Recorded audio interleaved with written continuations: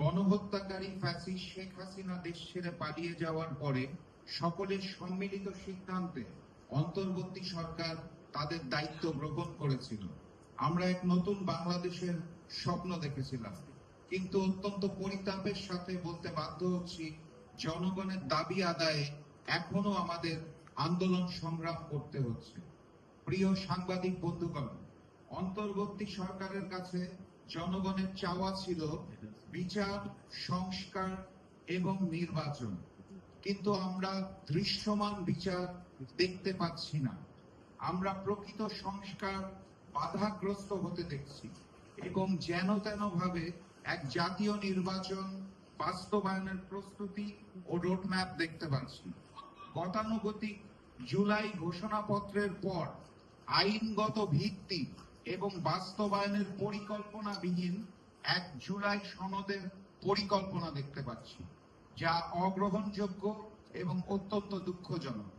সম্মানিত সাংবাদিক বৃন্দ, মনে রাখতে হবে, জুলাই গণ অভ্যুত্থান শুধুমাত্র শেখ হাসিনা অথবা আওয়ামী লীগের বিরুদ্ধে ছিল না, বরং ভারতীয় আধিপত্যবাদ এবং আগ্রাসনের বিরুদ্ধেও ছিল। ভারতীয় আওয়ামী ষড়যন্ত্র এখনো চারপাশ থেকে আমাদের ঘিরে রেখেছে, অথচ অন্তর্বর্তী সরকারের পক্ষ থেকে দেশের প্রশাসনিক কাঠামোগুলোতে ভারতীয় আওয়ামী মুক্তকরণে কোনো জোরালো পদক্ষেপ দেখা যাচ্ছে না। এমনকি দিল্লিতে রাষ্ট্রীয় মর্যাদায় রাজকীয় আশ্রয়ে থাকা ফ্যাসিস্ট শেখ হাসিনাকে দেশে ফিরিয়ে আনার ব্যাপারেও কোনো জোরালো ভূমিকা অন্তর্বর্তী সরকারের পক্ষ থেকে আমরা দেখতে পাচ্ছি না। প্রিয় সাংবাদিক বন্ধুগণ, লড়াই ছাড়া মেহনতি জনতার মুক্তি নাই। গণ আন্দোলন ব্যতীত আমাদের আর কোনো পথ খোলা নাই। আর তাই সবার সামনে আমরা আমাদের জাতপাত 7টি দাবি উপস্থাপন করছি।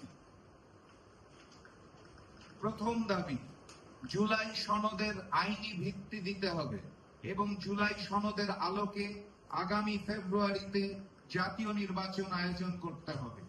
2 নম্বর দাবি, গণহত্যাকারী ফ্যাসিস্ট শেখ হাসিনাকে ভারত থেকে ফিরিয়ে এনে বিচারের মুখোমুখি করার জন্য কার্যকরী জোরালো পদক্ষেপ গ্রহণ করতে হবে।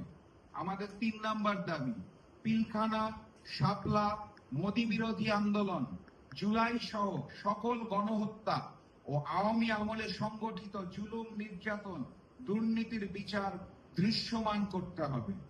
4র্থ দাবি, স্বাধীন সার্বভৌম বাংলাদেশ গড়ার লক্ষ্যে আওয়ামী আমলে ভারতের সাথে সম্পাদিত গোপন অসম সকল চুক্তি জনসম্মুখে আনতে হবে এবং বাতিল করতে হবে।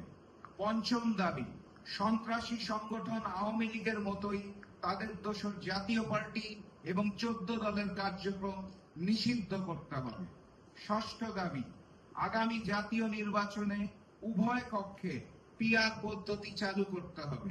আমাদের 7ম এবং সর্বশেষ দাবি, অবাধ, সুষ্ঠু, নিরপেক্ষ, গ্রহণযোগ্য জাতীয় নির্বাচন আয়োজনের লক্ষ্যে সকলের জন্য লেভেল প্লেইং ফিল্ড নিশ্চিত করতে হবে। ভারতের প্রভাব মুক্ত জাতীয় নির্বাচন আয়োজন করতে হবে।